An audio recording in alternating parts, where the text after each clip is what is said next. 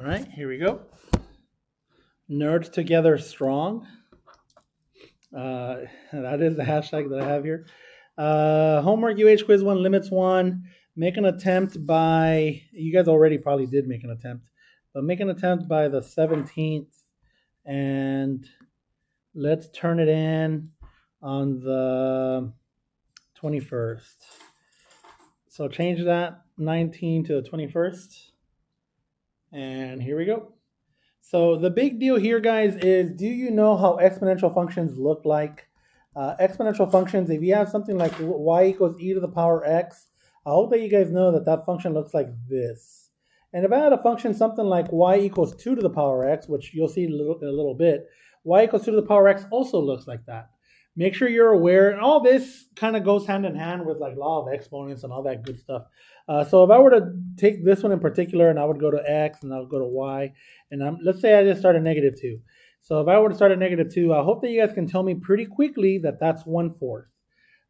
Do you have to be an expert? No, you don't. But I want you guys to be able to be like, oh, okay, well, all Chavez did here is he went 2 to -2, and that means 1/2 squared, and there's my 1/4. So -1, that's going to be a 1/2. See? 0, that's going to be a 1. It's always going to be a 1 for whatever the base is. 1, you're going to get a 2. 2, you're going to get a 4, and so on and so forth. So you can already see why this graph would also work for 2 to the power x. If I get larger and larger in the negative direction, or I guess technically that's in math, we call that smaller, then my output will be getting smaller and smaller. 1/4 is smaller than a half. If I put a -3, it'd be 1/8, which is smaller than 1/4. If I put a -4, it'd be 1/16, which is smaller than 1/8. So you can see as x approaches negative infinity, this output is going to be approaching 0. And let's see, we call that a horizontal asymptote. So this exponential function, y equals e to the power x and y equals 2 to the power x, has a horizontal asymptote of y equals 0. So I'm going to write horizontal asymptote.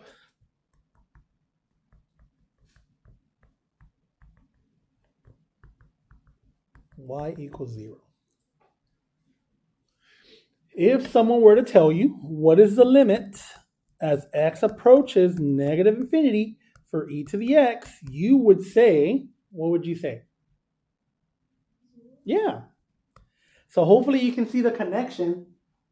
If a limit as x approaches infinity or negative infinity, if it has a limit, that is a horizontal asymptote. Only for end behavior.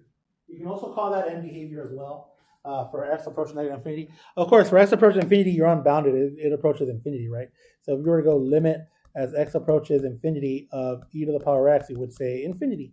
You can also say does not exist because infinity is not a number, but infinity is the behavior of it. So that's a big deal there, guys. Remember that natural logs are inverses of exponentials. So if I were to go y equals ln of x, I would hope that you can tell me how that graph looks like, and it just reflects across the line y equals x. So that would look like this. It would look like exponential functions have horizontal asymptotes because logarithms are inverses of exponentials. Logarithms have vertical asymptotes. Do you guys see how they're related? Okay, so this one, you can only approach from one direction, that vertical asymptote. If I were to go limit as x approaches 0 from the right of ln of x, you're going to tell me negative infinity. Because if I approach 0 from the right, that's the only direction you can go. You can't approach 0 from the left. There's nothing there. If I approach 0 from the right, look how it just goes down forever. Is that making sense, guys? Okay. There it is. If you understand what's up? Is the vertical asymptote x equals 0? Yes. Vertical asymptote. So this has a vertical asymptote at x equals 0. Good job, miss. They're just like Yeah. So if I tell you what's the inverse of y equals 0, you would tell me x equals 0. Yeah. All right. Let's see. I think we're good there. Yeah, I think we can get started. And then these are just notes from your algebra day. Don't be a robot. Let's see, what did it say? Basic of horizontal, when we are talking about rational functions and if we just have polynomials, that's what you call like x squared plus x plus 2 polynomials. in the numerator and denominator, we can follow these simple rules. All we're doing to determine end behavior. End behavior only means when x approaches positive or negative infinity. Guys, all you gotta do is spit an ocean only for when x approaches infinity. We're talking for polynomials. For exponentials and logarithms, you gotta look at rates of growth. But for polynomials, you're just looking, well, you're technically still looking for rates of growth, but what's growing faster? So, Chad, what are you talking about? So let's just do one. So if I were to tell you limit as x approaches infinity of x squared plus 5x plus 2 over x cubed plus 3x plus 1,000. Let's see if we can get it on the first try. What is growing faster, the numerator or the denominator? Yeah, the denominator, because of that x cubed. So what do you think this is going to approach? Do you remember? Take a guess. You got it right. The denominator is growing faster than the numerator. So look what happens. 1 divided by 1, that's a 1. This is theoretical, right? 1 divided by 10, 0.1. I'm going to keep the numerator at a constant because it's easier to analyze. 1 divided by 100, 0.01. 1 divided by 1,000, 0.001. What's happening to the output? It's getting smaller. It's approaching what value? And that's exactly what's going to happen here. The denominator is growing faster than the numerator, and I know I kept the numerator constant. That's just for simplicity, but it's the same idea. It doesn't matter as long as the denominator is growing faster than the numerator. I could have said that's a 1. I could have said that's a 2. It would have been 0.2. I could have said that's a 3. It would have been 0.03. I could have said the numerator was a 4. It would have been 0.004. But it's still getting smaller. It's approaching 0. So that means this is going to approach 0. You could have also gotten there. Check it out. End behavior, and this is all tied to this. The highest degree is x squared, so that's my end behavior of the numerator. The end behavior of the denominator is x cubed, so that's like x cubed. That's like the spit in the ocean, right? The spit for the numerator is a 5x plus 2, and the ocean is x squared. The spit for the denominator is 3x plus 1,000, and the ocean is x cubed. And then look, that's my end behavior. 2 of the x's cancel out from law of exponents, and this would look like 1 over x. And then I would get this situation. And then you make the x, because x is approaching infinity, you make the x get larger and larger and larger. Oh, look, 10. The denominator there is 10. The denominator is 100. The denominator is 1,000. Look what's happening to the output. It's getting smaller and smaller and smaller. So it doesn't matter. Okay, I'll slow down. It doesn't matter how you do it, guys. If you use your brain, if you use critical analysis, if you just think about it, you'll get the answer no matter what. You can either go by rates of growth. Oh, okay, the denominator is growing faster than the top. That behavior, yeah, I'm going to get to 0 eventually. Or you could have said, okay, I'm going to analyze this with end behavior. End behavior of the numerator, behavior of the denominator, or behavior like 1 over x. 1 over x, if you remember how that graph looks like, if you remember how that graph looks like, 1 over x looks like this. Yeah, if you approach positive infinity, yeah, you're going to approach 0. It doesn't matter how you do it. If you use critical analysis, you'll be fine. What's up, Hayden? Isn't it like when the denominator degree is larger than not the denominator than the numerator, then like the vertical asymptote, the horizontal asymptote is 0. Yes. Anyway? Yeah. So like, could we figure it out that way? Yeah, but don't be a robot. Why? Because is that just like the explanation behind it? Yeah. See, this is what I feel like teachers do a lot of times. You just memorize the facts, but why? You know why? Because of that. Could you pass this AP exam just memorizing facts? Yes. You can pass any exam just memorizing facts. As a matter of fact, history is that's all you do, right? You just read a whole bunch of stuff and regurgitate. So I'm going to remind you to delete that if you didn't pick that up. But see, if you understand the critical analysis, if you understand how stuff works, how everything is worked together, then you'll be able to figure out any problem, not just in math, in engineering, in science, or whatever. Are you going to be doing asymptotes in real life? And I don't know, maybe if you're an engineer or a scientist, the steady state and all that, but math teaches you logic that you're going to use forever, and that is the real problem. So this is where math really comes in: how to solve problems that you get. Okay, I know. It's late and we're tired and we all want to take a nap. And I don't know. These bubbly drinks make me a little energetic a little bit. I don't think there's any caffeine, but yeah. So yeah, guys, those are the rules.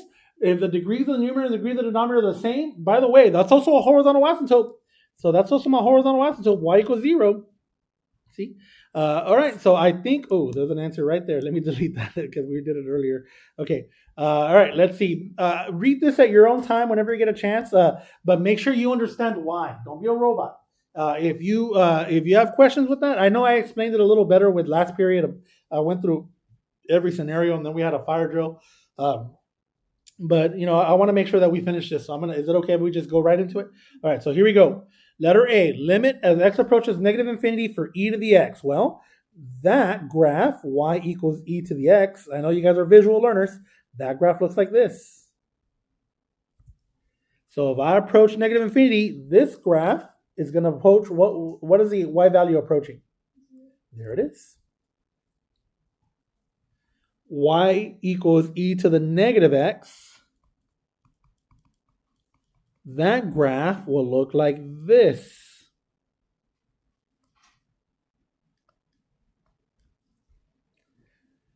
Don't be a robot. Do we know why it looks like that?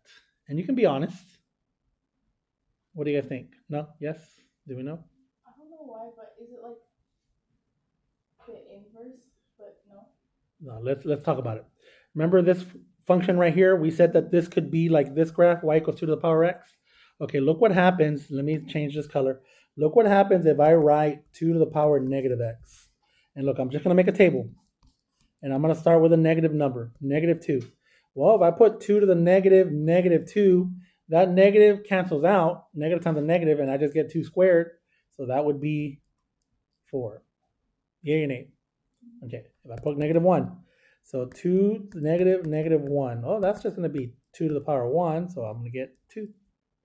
If I put 0, well, that's just going to give me, again, 1, anything to the 0. Now, check it out. If I put a 1, well, it's already a negative exponent, so that's like 2 to the negative 1, which means 1 over 2 to the power 1 if I wanted to turn that to a positive. And OMG, look at that. It's a half.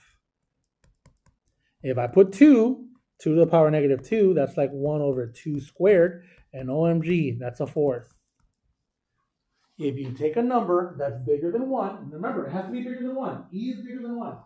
If you take a number that's bigger than 1 and you raise it to a negative exponent, as x approaches infinity, you're going to be approaching 0 because it's getting smaller. So you can kind of think of it as a reciprocal. If you think about that 2 to the negative x, that 1 over 2, that's the same as a half to the power x. Just be careful though. I don't know if I want you guys to think like that just yet. Law of exponents will get you there, but yeah. Does that kind of make sense, guys? Or okay. All right, here we go. Let's see what else we got here. All right, so here we go. Limit as x approaches infinity for this function. That's going to look like this. So this is going to be 0. All right, here we go. Limit as x approaches infinity for ln of x. Well, here's ln of x right there. And I did exaggerate a little bit, but that's okay. So as x approaches infinity, the y value is also approaching infinity. Just really slowly, but it's still approaching infinity. So there it is, infinity. Are we still okay? Okay. Now here we go. Letter D, limit as x approaches infinity of ln of x. So remember, this on the inside is just getting bigger. So this is still growing, just really, really, really slow. So this is also going to be infinity. It's just growing even slower than before because ln grows really slow. All right, here's our first test. Focus on this right here. And I'll use Desmos a little bit to help you guys out. So I have a base. The base is 10, and it's e to the negative 0.001x. It doesn't matter what your exponent is. Well, it does, but not as much as you guys think it is. See that negative 0.001x? So this behaves just like e to the negative x. Do you remember how e to the negative x looks like? So this graph here, the one that I circled, is going to look like this. Maybe not immediately because of the 0.001x, but it's going to look like that. If you were to put that on, as a matter of fact, I want to make sure that you guys know. So I'm going to go to Desmos. So let me go to Desmos.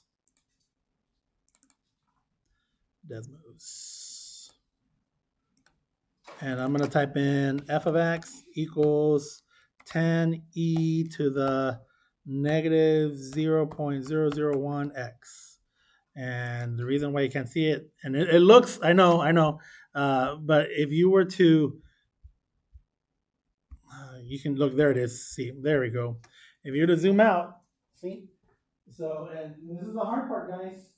So if you approach negative, it's eventually boom, see? Boom, and but if you approach positive, and that's because that exponent is already a negative. So if you, the bigger the number you get, it's like making that really, really small. So now that we know that, now that we know all that, and I know, guys, this can be hard. So that I just circled, oh man, that I just circled is just approaching 0. So what is this limit going to be? No, not 0, not the whole thing. The numerator is 1. The denominator is going to be 2. So this is a half. This is a spit in the ocean in disguise. As x approaching infinity, the ocean is 1 in the numerator. As x approaching infinity, the ocean in the denominator is 2, and this is spit, because this is approaching 0. So this is a spit in the ocean in disguise. But see, 1 over 2. Cool or not cool? And I know. See, like, no, go ahead. Like, is that just, say, like, the 2 wasn't there, would, like, the limit still just be 1? It would be 1, yeah, because, 1 like, over 1. Because, like, that certain, like, equation, like, equal to, like, Is it 1 over 1 plus that, or just that's not even there at all? That's not even there at all. Oh, then I would, this is approaching 0, so it would be unbounded. It would approach infinity. Okay. You know what I mean? Because this is just getting smaller and smaller and smaller. This is never 0. It's never actually equal to 0, but it's just approaching 0. Okay. So it would be unbounded. Okay, here's the next question. Let's see if you guys really got it. What if I approached negative infinity? What would the limit be? I didn't do this with last period. What if, so let me write, what if I had limit as x approaches negative infinity of this exact scenario?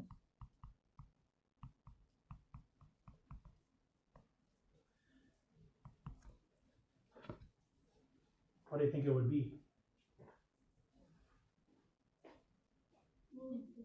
Is that still spit in the ocean if it's not approaching 0 anymore? It's going the other way? This would now be ocean. The ocean's still infinity? Or negative infinity? Well, remember, think about it. The bottom is big. The top is just 1. What's 1 divided by something huge? What do you think it is? 13, 0? Yes, 0. 1 divided by something huge is 0, guys. 1 divided by 1, 1. 1 divided by 10, 0.1. 1 divided by 1,000, 0.01. 1 divided by 10,000, 0.001. Is that making sense? Are we exploding your brain? And I know, we're tired, but we're there. So that's this. That's this one. So let me go ahead and put it in a little, because I don't want you to think that that's that one also. All right, good job, guys. All right, let's see. Look at letter F. This one is just spit in the ocean. It's a polynomial. Give me the highest, give me the end behavior of the numerator. 7 times x times x. What's that? 7x squared. So I have 7x squared in the numerator divided by x squared in the denominator. What's going to cancel out? And then what is this going to equal? 7. That's the answer. That's only for x approaches infinity and negative infinity. Not if x approaches some other number, we can't do that. That's just okay. By the way, that 7 is also a horizontal asymptote. That 7 is also a horizontal asymptote. Y equals 7 is horizontal asymptote. Are we still okay? Okay. Let's go to the next one. Let's go to letter G here. All right. End behavior again. What's the end behavior of the numerator? 5x. What's end behavior of the denominator? Well, there's only 2x squared. So what's growing faster? Numerator or denominator? Denominator. So this is going to approach 0. We can only do that because x is approaching infinity. All right. Again, x is approaching infinity. End behavior of numerator is going to be 5x cubed. End behavior of the denominator is? So what's growing faster, the numerator or the denominator?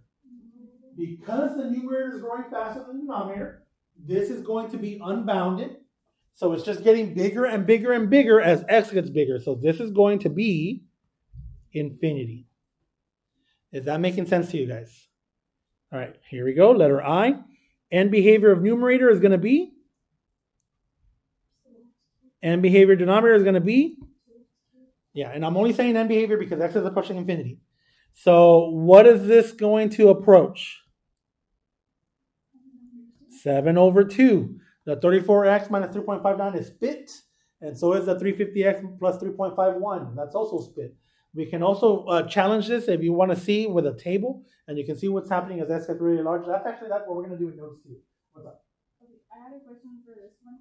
When you said like it's unbounded, like what if it was approaching negative infinity? Would this also be negative infinity? Yeah, if you have negative divided by positive, it would be negative infinity. Okay, Yes. okay. No, keep hitting me, miss. Keep hitting me. What time do we get out of here? 2:15, right? 2:10? Okay, we got plenty of time. All right, letter J. Now it's getting harder, guys. Thankfully, I'm approaching a positive infinity, so we're okay. End behavior of the numerator is 5x. End behavior of the denominator, there's the square root on the outside, so it's just x, because it's the square root of x squared, which is x. So I have 5x over x. What is this going to approach? 5. Okay, letter K is really hard. I'm going to try to explain it simply. Letter K. Am I approaching positive infinity or negative infinity? So this is how I want you to analyze these type of questions. You're going to go, what is 5 times a very, very large negative number? It's going to be what? Positive or negative?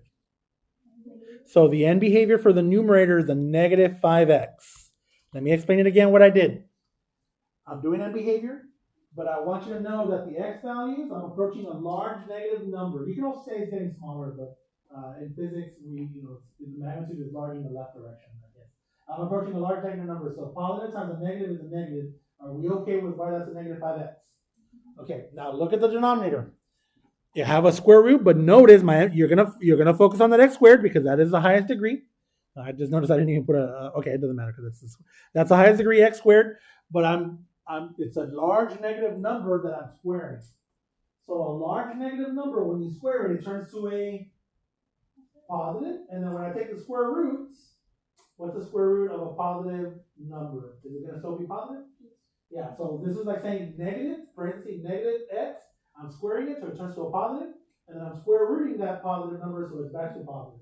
So my end behavior for the bottom is just x. And I'll slow down, because like last period, they were asking like, Chop, that's not making any sense. And I said this, what if I had, so just don't write this down, just listen. So I said, what if I wanted to go negative 100 and I square that? Well, when I square, or you know what, let's make it simple. Let's make it negative 10.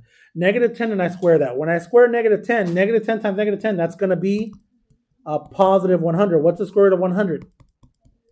Just 110. And notice that I inserted a negative 10, and notice what the output was. What output did I get? 10. So that's how I want you to think. Whenever you get to this, I'm inserting a very large negative number, I'm squaring it, and then I'm taking when you square it, it turns positive. So when you square root it, it's going to be just that same number, but the same magnitude, but positive. Are we cool? Okay, that's the hardest part. All right, so what's going to happen here? What's this limit then? Negative 5. Those are the hard ones, guys. We'll see if we can get them right consistently. All right, here we go. Go to the next page. And we start with the way we started it. This started when we started class here. Do we know how the graph y equals e to the x behaves? Yes, we do. Y equals e to the x behaves like this. So we know that the limit as x approaches infinity of e to the x is positive infinity, and we know that the limit as x approaches negative infinity of e to the x is 0. Do we know how about y equals 2 to the power x? Y equals 2 to the power x is the same. Same, and I'm going to put same in quotes because obviously the base is different, right? Limit as x approaches infinity of 2 to the power x is still the same, infinity. And then limit as x approaches negative infinity of 2 to the power x is going to be 0. It looks the same. It looks like the same graph. Of course, it's growing a little differently. Just slightly slower than e to the x because e to the x is a little larger. But it looks like that. Are we still okay, guys? Okay. What about y equals half to the power x? Okay, notice. So this is what you should have done in algebra 2, I believe. Notice that 1/2 is smaller than 1. So that graph is going to look like, and I'll put it here in blue, that graph is going to look like this. Chav, why? Why is it going to look like that? For the same reason, if I were to make a table, X and Y, and I'm going to start right off the bat with positive numbers. 0, you're going to get a 1. 1, you're going to get a half.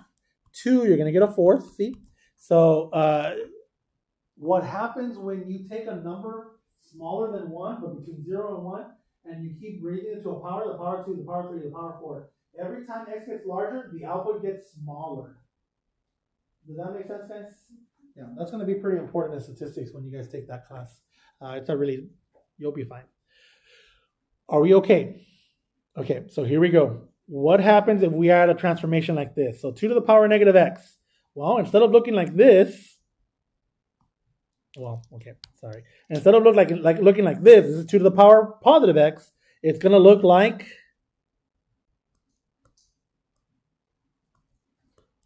that. Chop, why? Remember, law of exponents. If I plug in a 1, that's like a half. If I plug in a 2 to the negative 2, you bring it down, that's 1 over 2 squared, that's a fourth. If I plug in a 3, you're going to get a 1/8. Does that make sense? Okay, so there it is. There's my transformation. Are we good? Yeah, stop me if something doesn't make sense. Okay, so there it is. What about if I do this? Well, that's just going to look like just like this graph, but it's going to move down how many times? Yeah, 4 times. So it's going to look like this. I'm going to have a horizontal asymptote at y equals 4. And it's going to look like that. By the way, this point here, that's a pretty important point. That's 0, 1. So then that means this point here is 0, -3. Yes, I just didn't put negative in there. But that is -4. Thank you, miss. We're still okay, guys? All right. Notice this one has a negative in the front, so it's going to look exactly like y equals 2 to the power x. The only difference, because I have a negative in the front, I'm going to reflect it across the x-axis. So it's going to look like this.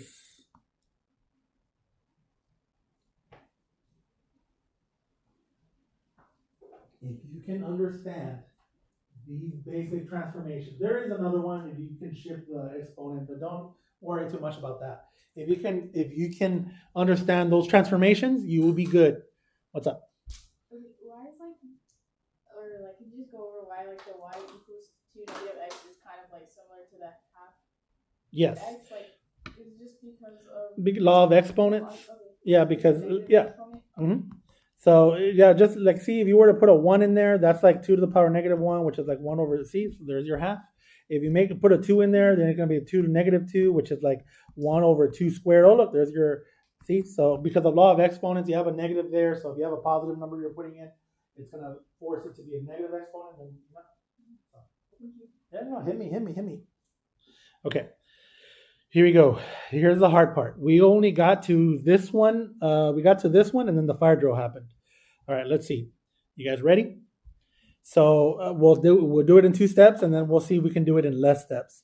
So I have 2/3. So if I had y equals 2/3 to the power x, if I had that graph would look like this, because 2/3 is smaller than 1, and the higher the power you gave it, it's going to get closer to 0. But I don't have that. I don't have a positive x. I have a negative x. So and I know it's negative x minus 1, but we don't care about that -1. Because we have that negative x there, it's going to force this graph to look like that. Does that make sense to you guys? It's kind of like, you can also think of that as kind of like that negative, it's kind of like reciprocal, so you can do like 3 over 2 to the power x, 3 over 2 is bigger than 1. So now it's like, oh, that's a number bigger than 1. If you want to think of it like that. I probably wouldn't try to think like that much, but yeah. All right, and then that -2 just drops it down 2. This is approaching positive infinity, so we don't even care about that. But if you wanted to write it like more or less correct, here's that y equals 2, and it looks something like that. And of course, there's that -1 is doing like a horizontal shift left 1 because you factor out a negative. But you don't have to worry too much about that. So this is going to approach infinity. Could you do it with the Desmos? Yes, you can, but try not to if you can help it. Okay, ready for the next one? All right, this one is almost exactly like number 11. I have a plus 3, so instead of a down 2, it's going to go up 3. And I have a negative in the front, so all that's going to do is going to, yeah. So this one, I'm still approaching positive infinity. So on this one, instead of approaching positive infinity, I'm going to be approaching what? Negative infinity. Yes, you can use Desmos, but try to do this. I guess the next one we'll do it with Desmos, but not immediately. All right, let's see. Let's look at this one, number 13. Ready? That number, 0.4, is it a number bigger than 1 or smaller than 1? Smaller. So that means if I raise x to a larger and larger number, it's going to be approaching 0. Does that make sense? And then that minus 4 brings it down 4. So there it is, y equals negative 4. And this is going to look like, okay, well, look at that negative in the front. So it should have looked like this. It should have looked like this. But because I have that negative in the front, it's going to reflect it, and it's going to look more like that. Does that make sense? So this one is approaching, what is this one approaching? Negative infinity. Good job. Number 14 is the same. Same curve. What am I going to approach?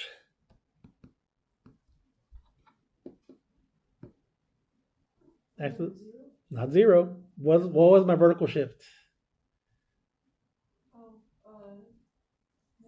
Negative 4. Because of that vertical shift, my new horizontal asymptote is negative 4. Could you do it? Yeah, I said I was going to do it with Desmos, and we should do it with Desmos. Look, could you do it with Desmos? Yes, guys, you can, but try and, yeah, I don't want to leave. Because I didn't want to do the little, okay. What was my function? It was negative 0.4 to the power, what was the power? X minus 4. Look, there it is. Look at that. Isn't that cool? Okay. All right, here we go. Let's see if we can do the last two here. We're going to go slow. This number is bigger than 1. If it was 3 over 2 to the power x, it would have looked like that. But I have a negative x, so it's going to look like a decreasing function. And that minus 2 is going to bring it down 2. So it's going to be something like, yep. So this is going to be negative 2. If you're approaching positive infinity. Does that make sense? All right, now look at this. 3 over 2, positive exponent.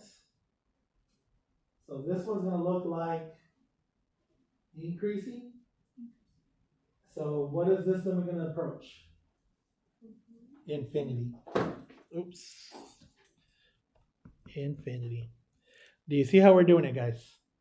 It is hard, but I think we can do this. There it is. We just have, okay, observe end behavior and where applicable, the horizontal also, how are limits related to asymptotic behavior and what's related to end behavior. Okay, so here we go. If limit as x approaches positive infinity of some function equals some number c, comma, y equals c is horizontal asymptote. And then I'm going to put 2 bullets because it could also be negative infinity, right? If limit as x approaches negative infinity of some function equals c, comma, y equals c is, I guess put c1 and c2, is horizontal asymptote.